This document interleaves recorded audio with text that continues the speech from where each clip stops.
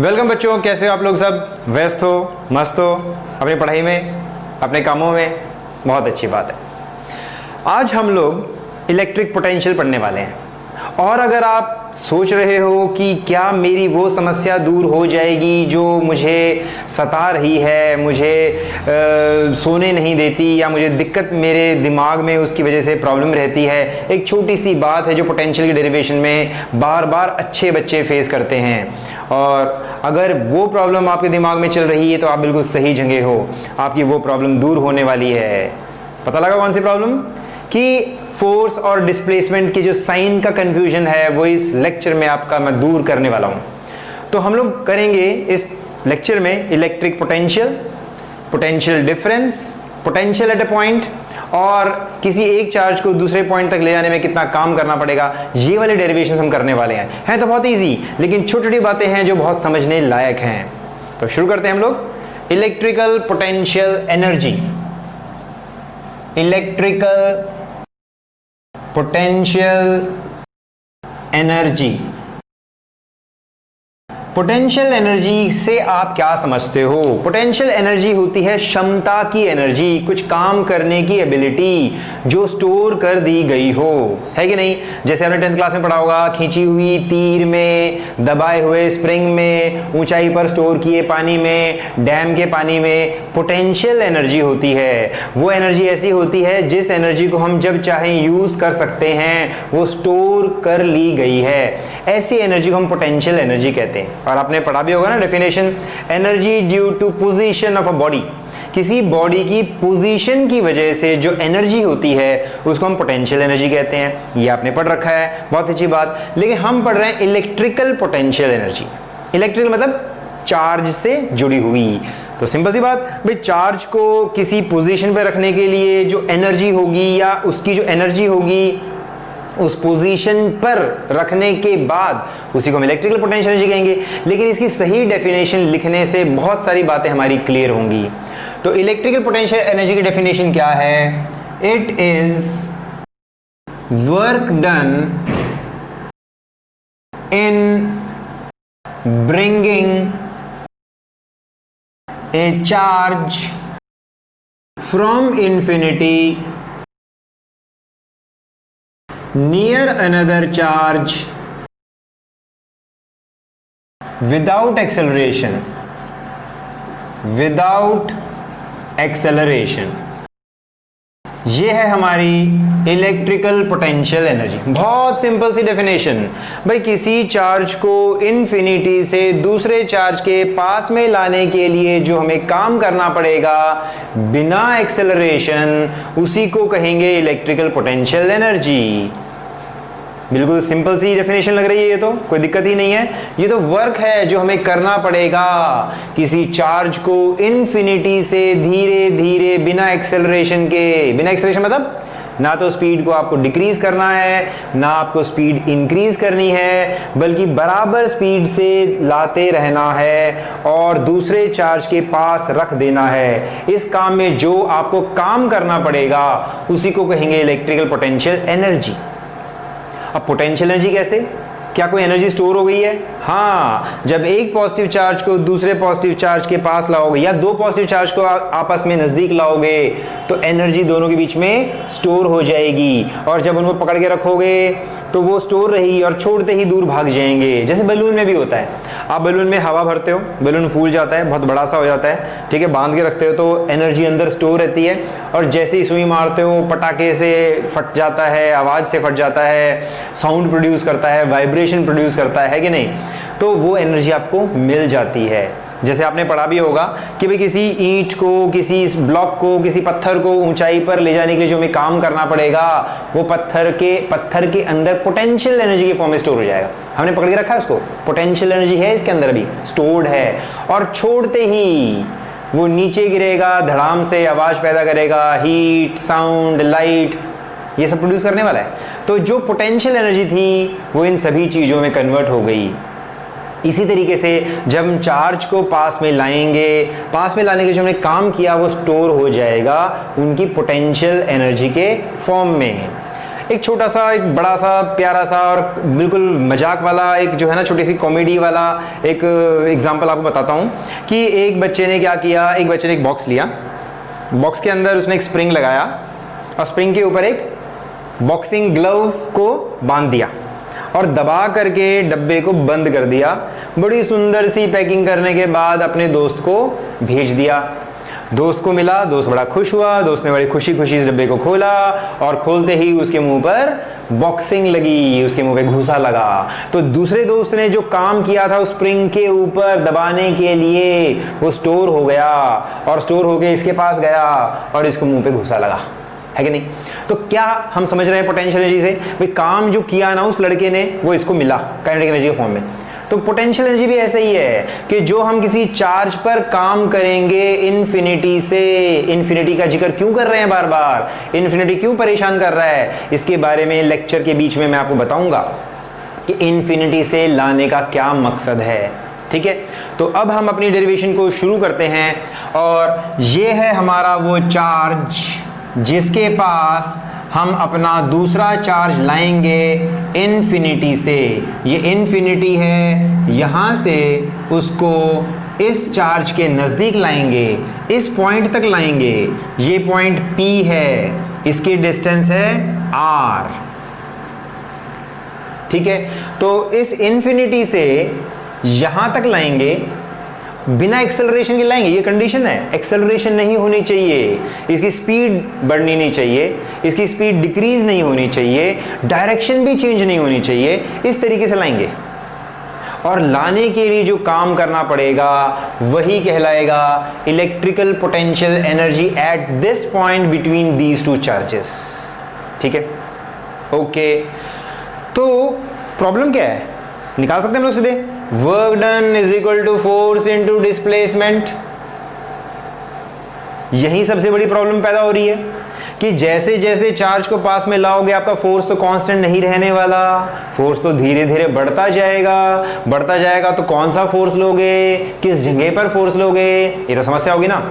तो बड़े अच्छे समझदार लोग बता के गए हैं, भाई ऐसी सिचुएशन में जब एक वेरिएबल बदलता जाए और आपको ऐसे कुछ मल्टीप्लिकेशन करनी पड़े तो हम क्या करते हैं, हम ऐसा काम करते हैं कि किसी डिस्टेंस x पर छोटी सी डिस्प्लेसमेंट dx करवाएंगे। वो डिस्प्लेसमेंट इतनी छोटी होगी कि फोर्स की वैल्यू चेंज नहीं होगी, और फोर्स की वैल्यू हमें परेशान कर रही थी, फोर्स की वैल्यू बढ़ती जा रही थी। तो हम इतनी छोटी डिस्प्लेसमेंट करवाएंगे कि फोर्स की वैल्यू चेंज ना हो। तो हम लोग इतनी छोटी डिस्प्लेसमेंट करवाने के लिए जो काम करना पड़ेगा वो छोटा सा काम होगा, dw is equal to f dot dx। ठीक है, ये हुआ छोटा सा वर्क जो हमें इतनी सी डिस्प्लेसमेंट करवाने के लिए करना पड़ा। ये फोर्स कौन लगा रहा है, याद रखो यहां पर फोर्स लगाने वाले दो लोग हैं। एक तुम हो जो चार्ज को धक्का मार करके लाओगे, एक ये चार्ज है जो इस वाले चार्ज पर जब यहां रखा जाएगा तो फोर्स लगाएगा, यानी ये फोर्स लगाएगा इस तरफ, क्योंकि ये भी पॉजिटिव चार्ज है और ये भी पॉजिटिव चार्ज है। तो ये चार्ज आपके इस चार्ज पर इधर धक्का लगाएगा और दूसरे आप हो जो इसको इस तरफ धक्का लगाओगे। जितना फोर्स इसका होगा उस वाले चार्ज का जितना होगा उतना ही फोर्स आप भी लगाओगे, ताकि टोटल फोर्स जीरो रहे। टोटल फोर्स जीरो रहेगा तभी तो एक्सेलरेशन जीरो रहेगी, है कि नहीं। तो एक्सेलरेशन जीरो रहनी चाहिए। तो जितना फोर्स, अब ये स्मॉल डिस्प्लेसमेंट जो हम करेंगे उस स्मॉल डिस्प्लेसमेंट dx के लिए हमारे चार्ज के ऊपर, इस चार्ज को बना लेते हैं, इस चार्ज के ऊपर जो हमारा पॉजिटिव चार्ज है ये फोर्स लगेगा, इसकी वजह से आप लगाओगे इस तरफ, वो एक्सटर्नल फोर्स होगा। ठीक है, बहुत अच्छी बात। अब देखो, अब वो बात आती है जो इंपॉर्टेंट साइन की प्रॉब्लम जो आती है वो ये है कि जब आप इधर लेकर के आते हो, आप फोर्स लगा रहे हो इधर, एक्सटर्नल फोर्स इधर, डिस्प्लेसमेंट भी इधर, है ना। तो कायदे से एंगल 0 डिग्री होना चाहिए, तो f dx cos 0 हो जाना चाहिए। तो हमें लिखना चाहिए f एक्सटर्नल dx cos 0। ठीक है, लेकिन अगर आप ऐसे लेकर के चलोगे तो आपके आंसर में साइन की प्रॉब्लम आएगी। और वो साइन की प्रॉब्लम पता क्यों आई? क्योंकि आप चार्ज को ला रहे हो इधर से इन्फिनिटी से और डिस्टेंस नाप रहे हो यहां से। देखा कैसी खतरनाक बात है भाई, आप ला तो यहां से रहे हो इन्फिनिटी से चार्ज को यहां तक ला रहे हो, लेकिन डिस्टेंस यहां से नाप रहे हो। ये तो बहुत अजीबोगरीब नहीं है कि भाई हम डिस्प्लेसमेंट तो यहां से कर रहे हैं, भाई ये जीरो डिस्प्लेसमेंट होनी चाहिए, बढ़ती जाए डिस्प्लेसमेंट इस तरीके से होनी चाहिए, लेकिन हम ला रहे हैं इन्फिनिटी से, तो अगर यहां तक लाएंगे तो वो बहुत बड़ी डिस्टेंस हो जाएगी ना। इसीलिए हम डिस्प्लेसमेंट नापते हैं यहां से, ठीक है। और अगर आप डिस्प्लेसमेंट यहां से नापोगे, इस r को हम बाद में लिख लेंगे, हमें याद रहना चाहिए कि ये जो पॉइंट है ना, ये वाली जो डिस्टेंस है ये r है, इसको हमें बाद में यूज करना है, इसलिए यहां लिख लेते हैं। अच्छा, जो ये पोजीशन है हमारी वो तो है x, और ये वाली जो पोजीशन है वो है x प्लस डी एक्स। आप यहां से यहां जा रहे हो, x प्लस डी एक्स से x जा रहे हो, फाइनल पोजीशन है आपकी x, इनिशियल पोजीशन है x प्लस डी एक्स। तो अगर हम final position minus initial position करें, ठीक है, तो आपकी डिस्प्लेसमेंट माइनस डी एक्स आती है, आपकी डिस्प्लेसमेंट माइनस डी एक्स आती है, ठीक है। तो आप यहां पर माइनस डी एक्स भी लिख सकते हो, है कि नहीं, क्योंकि आपकी डिस्प्लेसमेंट डिक्रीज कर रही है। तो अब हम एक्सटर्नल फोर्स इधर लगा रहे हैं, आपकी डिस्प्लेसमेंट डिक्रीज कर रही है, ऐसा भी कह सकते हैं, ठीक है। और आप ऐसा भी कह सकते हो कि आप इस फोर्स, जो इसका फोर्स लग रहा है, उसके अगेंस्ट फोर्स लगा रहे हो, यानी F के अगेंस्ट F एक्सटर्नल है, इसलिए माइनस F एक्सटर्नल भी लिख सकते हो। तो दो तरीके से इसे लिखा जा सकता है, मैं दोनों तरीके से आपको लिख के दिखाता हूं, जो आपको पसंद हो आप उसको यूज कर सकते हो, जो आपको समझ में आए। एक तो ये है जो मैंने अभी बताया, क्या, क्योंकि आपकी डिस्प्लेसमेंट डिक्रीज कर रही है ना।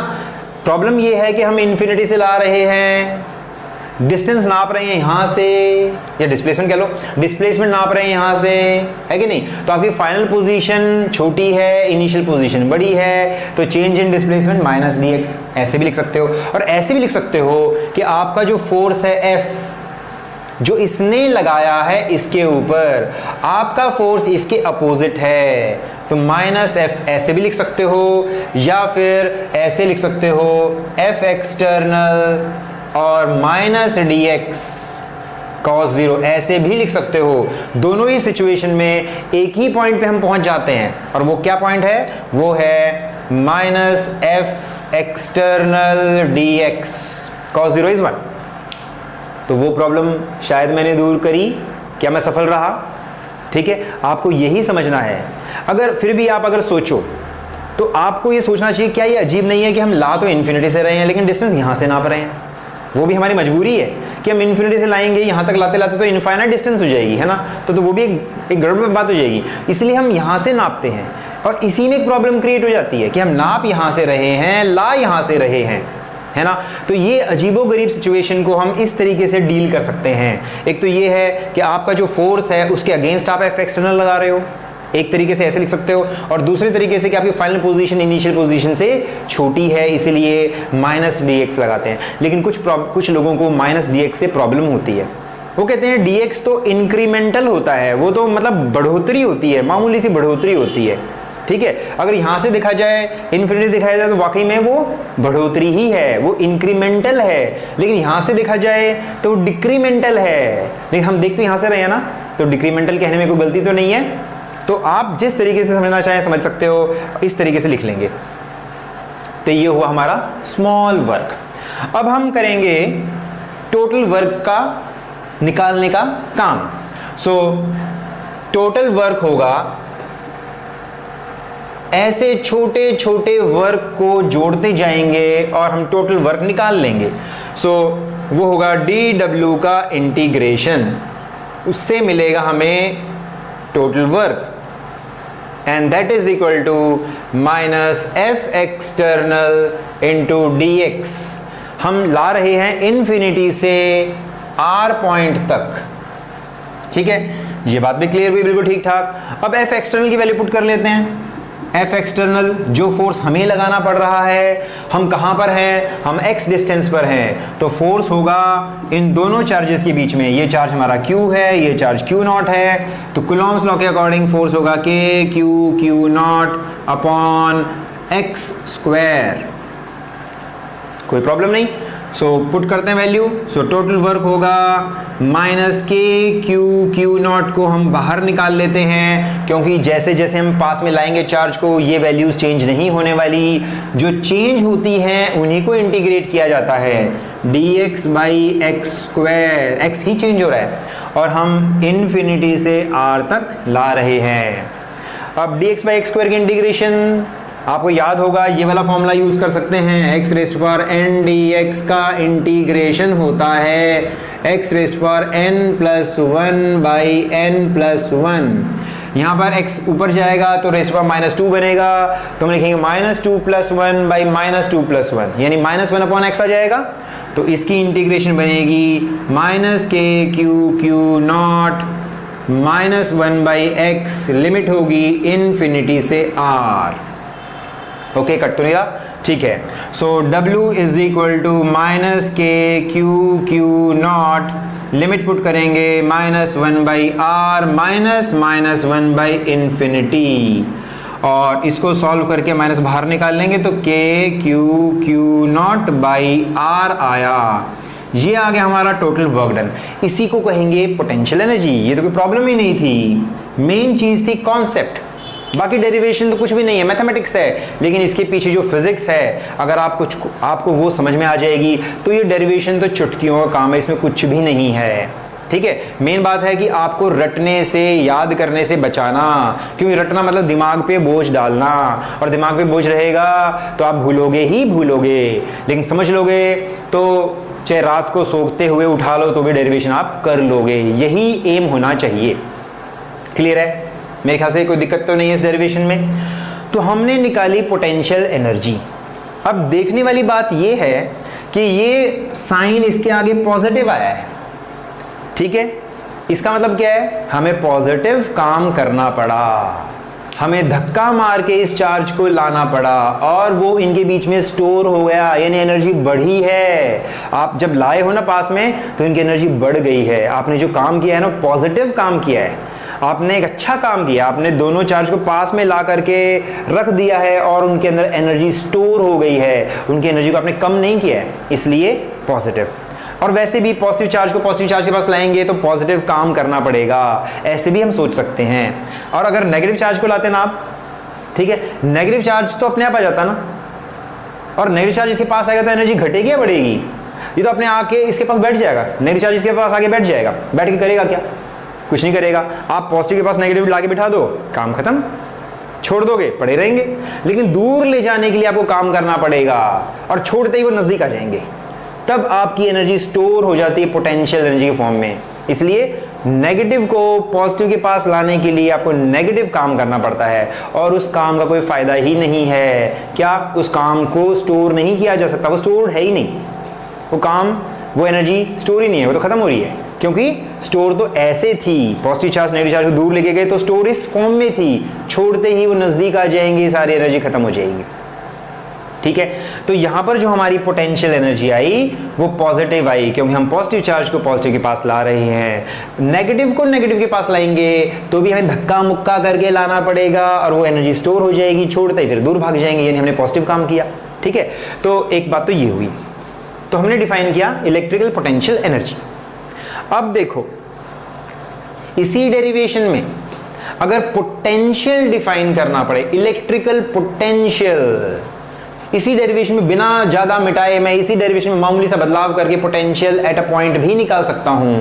तो इलेक्ट्रिकल पोटेंशियल एनर्जी को, तो एनर्जी को हटा दो, इलेक्ट्रिकल पोटेंशियल डिफाइन करेंगे, it is work done. Electrical potential भी वर्क डन ही होता है इन ब्रिंगिंग, ये भी वही बात है, ब्रिंगिंग, लेकिन अचार्ज नहीं होगा, यूनिट चार्ज होगा। ये चेंज हम लोग करेंगे जब हम पोटेंशियल को डिफाइन करते हैं। जब हम पोटेंशियल को डिफाइन करेंगे तो हम चार्ज लेंगे यूनिट, ठीक है, जैसे आप सब्जी का रेट पूछते हो, आप चीजों का रेट पूछते हो कि भाई किस रेट में मिल रही है, ताकि आप कैलकुलेट कर सको कि मुझे कितना चाहिए, मुझे 2 चाहिए, मुझे 3 चाहिए, मुझे आधा चाहिए, मुझे पौना चाहिए, आप बड़े आराम से कैलकुलेट कर सकते हो, इसलिए आप रेट पूछते हो। और रेट हमेशा यूनिट का होता है कि नहीं, इकाई का होता है, 1 क्वांटिटी का होता है, ताकि आप 2 का, 3 का, 4 का, किसी क्वांटिटी का निकाल सको। तो ये भी रेट है, इलेक्ट्रिकल पोटेंशियल रेट है हमारा, है ना। तो अगर आप इस रेट को पता है तो किसी भी चार्ज को लाने के लिए जो काम करना पड़ेगा वो आप निकाल सकते हो, वो पोटेंशियल एनर्जी हो जाएगी, है कि नहीं। क्लियर हुई बात। तो इलेक्ट्रिकल पोटेंशियल, ठीक है, ये रेट है, दिस इज अवर रेट, ये रेट है, इस रेट की बात कर रहे हैं हम लोग। तो उसमें यूनिट चार्ज की बात करी जाएगी। यूनिट चार्ज के लिए हमें क्या करना है, यूनिट चार्ज लेना है, यानी कि जिस चार्ज को आप लाओगे, अब वो चार्ज क्यू नहीं होगा, वो यूनिट चार्ज होगा, यानी Q1 होगा, या work done per unit charge कहेंगे, work done per unit charge. तो देखो हम क्या क्या कर सकते हैं, ये वर्क डन है Q चार्ज को लाने के लिए, तो अगर इसको हटा करके यहां पर ले आएंगे तो ये बन जाएगा work done per unit charge. बड़ी चालाकी करिए, शॉर्टकट कर लिया मैंने, ठीक है, इतना सारा दोबारा लिखना पड़ेगा इसलिए मैंने आसानी से कर लिया, लेकिन इससे एक सीख मिलती है कि मामूली सा चेंज करते ही हम डेरिवेशन को चेंज कर सकते हैं, और इतना सा ही में चेंज करना है, और ये याद रह जाता है हमें, ये इंपॉर्टेंट बात है। सो इसको यहां लाएंगे, work done per unit charge, work done per unit charge, और इसको कहेंगे पोटेंशियल V पर unit charge, work done per unit charge, unit charge को लाने के लिए किया गया काम, ठीक है, वो कहलाएगा पोटेंशियल। और अगर आप वर्क निकालना चाहते हो तो सीधे QV हो जाएगा, यानी potential energy is QV, potential is W/Q। कैसे लिंक्ड है आपस में, है कि नहीं, है कि नहीं, इंपॉर्टेंट बात, बड़ी अच्छी बात, ठीक है, ओके। अब हम लोग करते हैं पोटेंशियल डिफरेंस की बात, पोटेंशियल डिफरेंस। तो अगर हम यहां पर हमने एक इन्फिनिटी से लाए, अब मुझे याद है कि मुझे ये बात बतानी है आपको, इन्फिनिटी से क्यों लाई, ये मैं आपको बताऊंगा। तो हम इन्फिनिटी से ला रहे हैं, लेकिन अगर किसी एक पॉइंट से दूसरे पॉइंट तक लाओगे तो इसी डेरिवेशन में मामूली सा चेंज करके आप पोटेंशियल डिफरेंस भी निकाल सकते हो, ठीक है। तो क्या चेंज करेंगे, हम लिमिट्स को चेंज कर देंगे।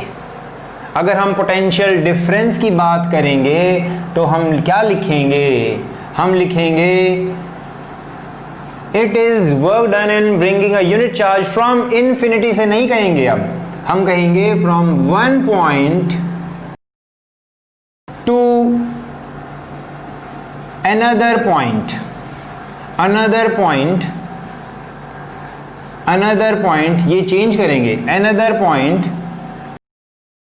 near a charge, बाकी सारी चीज वही रहेंगी, विदाउट एक्सेलरेशन, बिना एक्सेलरेशन के होगा ये काम, विदाउट एक्सेलरेशन करना ही हमें, विदाउट एक्सेलरेशन है ये, क्लियर हुई बात। तो एक पॉइंट से दूसरे पॉइंट तक लाने के लिए जो काम किया जाएगा उसे कहेंगे इलेक्ट्रिकल पोटेंशियल डिफरेंस। तो हमें लिमिट्स को ही चेंज करना है, बाकी सब कुछ सेम रहेगा, ये सारी कहानी यूं की यूं रहेगी, आपके लिमिट्स बदल जाएंगी। आप कहां से कहां तक ला रहे हो, मान लो आप ला रहे हो किसी पॉइंट R, ये पॉइंट आपका A है, या ये पॉइंट इसको कह लो, ये पॉइंट आपका B है, ये पॉइंट आपका A है, तो आप A पॉइंट से B ला रहे हो, यानी A पॉइंट की पोजीशन है RA, B पॉइंट की पोजीशन है RB, तो आप ला रहे हो RA से RB, इतना सा चेंज करना है बस, एक डेरिवेशन में सब कुछ कर लिया मैंने एडजस्ट, ठीक है। और ऐसा करने से आपको बस दिमाग में ज्यादा जोर नहीं देना पड़ेगा, एक डेरिवेशन करनी पड़ेगी और आपको पता होना चाहिए इतना सा चेंज करने में सारा काम कर सकता हूं। सो हम क्या करेंगे, लिमिट्स को चेंज करेंगे, RA से RB, यहां पे लिमिट्स चेंज हुए हैं आपकी, RA से RB, और यहां पर भी आप लिमिट्स जब चेंज कर लोगे तो आप क्या लिखोगे, आप लिखोगे RB RA, सब कुछ वही। तो देखो क्या मिलेगा, ये हमें मिलेगा, तो हम यहां क्या लिखेंगे, VAB, एक B के बीच का पोटेंशियल वो होगा KQ0 by RB minus KQ0 by RA, और हमने इसको नाम दिया था V, तो ये बन जाएगा potential at B minus potential at A। So potential difference कितना आया? VAB is equal to VB minus VA। देखो हमने क्या निकाला? पोटेंशियल डिफरेंस, है कि नहीं? बिल्कुल सिंपल। उसी में थोड़ा बहुत चेंज करते ही हमने एक डेरिवेशन को बिल्कुल एक नई चीज निकाल ली, और ये सारी आपस में किस तरीके से लिंक हमने ये भी देखा। ओके, अब इसके बाद मैं एक स्पेशल चीज आपको बताने वाला हूं। वर्क डन अगर A से B तक लाओगे तो वर्क कितना करना पड़ेगा, ठीक है? तो अब हम इसकी जरूरत नहीं है, इसको हम मिटा देते हैं, इसका काम हो चुका है। हमने देखा था ये तो work done per unit charge है। वर्क क्या कर रहे हैं हम लोग? A से B तक लाने के लिए, और वो क्या निकला? पर यूनिट चार्ज। वो निकला VB माइनस VA, यानी वर्क A टू B क्या होगा? वो हो जाएगा Q VB माइनस VA। ये भी एक इंपॉर्टेंट फॉर्मूला आया है, और इस फॉर्मूले को यूज कैसे करोगे? आप प्रॉपर साइन यूज करके वर्क निकालोगे। A से B तक लाने के लिए आप VB और A के साइन यूज करोगे अगर क्वेश्चन में दिए गए हैं। किसी किसी क्वेश्चन में ये दिया भी जाएगा कि A की वैल्यू 0 है या B की वैल्यू 0 है वगैरह वगैरह। तो अगर आप किसी चार्ज को Q को A से B तक लाते हो तो आपको काम करना पड़ेगा Q VB potential at B final वाली पोजीशन पे माइनस पोटेंशियल एट A, ठीक है? अब देखो, अब मैं आपको बताता हूं कि हम इन्फिनिटी से क्यों लाए। इन्फिनिटी से इसीलिए लाए क्योंकि इन्फिनिटी पोटेंशियल एनर्जी 0 होती है। अब 0 होती है तो फायदा क्या हुआ? बहुत फायदा है। अगर आप किसी लाइन की लेंथ को नापते हो, स्केल रख करके नापते हो, तो एक पॉइंट को आप कहां रखते हो? 0 पे रखते हो ना, है ना, मेरी तरह, ताकि आसान हो जाए कि दूसरा पॉइंट जहां पर जाएगा वही आपकी रियल वैल्यू होगी। अगर आपने एक एंड को 0 पे रखा स्केल के, तो दूसरा एंड जहां पर लाइन खत्म होती है वही एंड तो लेंथ होती है उस लाइन की। लेकिन अगर आप 0 के अलावा कहीं भी रखोगे तो माइनस करना पड़ेगा ना। तो उस माइनस करने से बचने के लिए हम लोग एक पॉइंट को 0 पे रख लेते हैं, ठीक है? यहां पर भी हमने वही किया कि अगर दूसरा पॉइंट 0 पे नहीं है तो हमें ये करना पड़ेगा। कोई प्रॉब्लम नहीं, आप 0 मत लो, आप इन्फिनिटी से मत लाओ, आप B से A लाओ, A से B लाओ, कोई प्रॉब्लम नहीं है, ठीक है? लेकिन फिर आपको ये काम करना पड़ेगा, ठीक है? तब आपको रियल वैल्यू मिलेगी। तो पोटेंशियल एट B, अगर आप B पॉइंट पे पोटेंशियल निकालना चाहते हो तो आपको A के पोटेंशियल उसमें से माइनस करना पड़ेगा, क्योंकि आपने 0 से स्टार्ट नहीं किया। तो 0 से स्टार्ट क्यों करना पड़ा? ताकि हम आसानी से निकाल सकें। और इन्फिनिटी पे 0 क्यों होगा? भाई इन्फिनिटी पे इस चार्ज का कोई असर भी तो नहीं होगा, कोई फोर्स ऑफ अट्रैक्शन नहीं होगा, रिपल्शन नहीं होगा, कोई काम भी नहीं करना पड़ेगा, है कि नहीं? इसलिए इन्फिनिटी से लाए। इन्फिनिटी पे हमारे इस चार्ज का इतनी दूर तक कोई असर नहीं होने वाला। इसीलिए जब हम Q चार्ज को इन्फिनिटी पर रख करके धीरे धीरे लाएंगे तो बहुत दूर तक तो कोई फोर्स ही नहीं लगेगा, फिर धीरे धीरे फोर्स बढ़ना शुरू करेगा। वो तो हम कर ही चुके कैसे करना है, ठीक है? इसीलिए हम इन्फिनिटी से लाए। तो देखो इस लेक्चर में हमने क्या किया? इस लेक्चर में हमने एक डेरिवेशन से, मैंने तो खासकर ऐसे किया, एक डेरिवेशन से सारी डेरिवेशन कर डाली, मामूली सा चेंज करते हुए। ऐसा ही आपको समझना है ताकि आपके दिमाग पे बोझ ना रहे और आप आसानी से कभी भी किसी भी समय इस क्वेश्चन को कर सको, ठीक है? वही होगी असली तैयारी, ठीक है? तो मिलते हैं फिर नए लेक्चर में, ठीक है? अच्छा, होप आपको अच्छा लगा होगा। तो सी यू, बाय।